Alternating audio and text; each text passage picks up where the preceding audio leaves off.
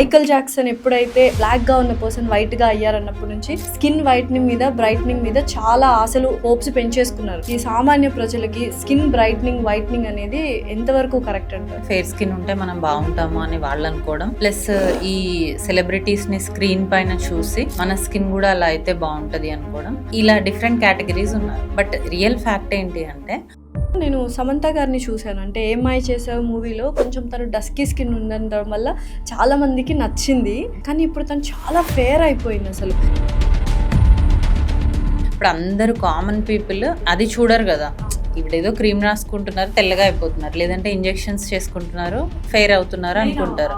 So extreme fairness అనేది with treatments, natural process ఏదైతే ఉందో, ఏజింగ్ కావచ్చు, హెయిర్ రావడం కావచ్చు, దీన్ని మనం అబ్రప్ట్గా స్టాప్ చేసి మెయింటైన్ చేస్తూ ఉంటే ప్రాబ్లమెటిక్గా ఉంటుందా, లేకపోతే నిజంగానే మనం స్టాప్ చేయొచ్చా?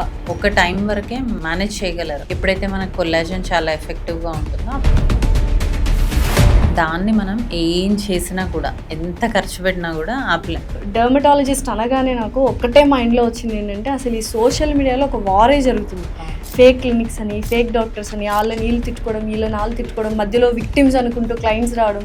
What you want to say? Cosmetology అనే ఒక చిన్న కోర్స్ చేసి అందులో ప్రొసీజర్స్ నేర్చుకుంటున్నారు. లైక్ కెమికల్ పీల్ ఎలా చేయాలి, లేజర్ ఎలా చేయాలి అనేది నేర్చుకొని వాళ్ళు ప్రాక్టీస్ స్టార్ట్ చేసేస్తారు. సో కొన్ని సర్జరీస్ గాన్ రాంగ్ కేసెస్ ఉన్నాయి, సక్సెస్ఫుల్ అయిన కేసెస్ ఉన్నాయి.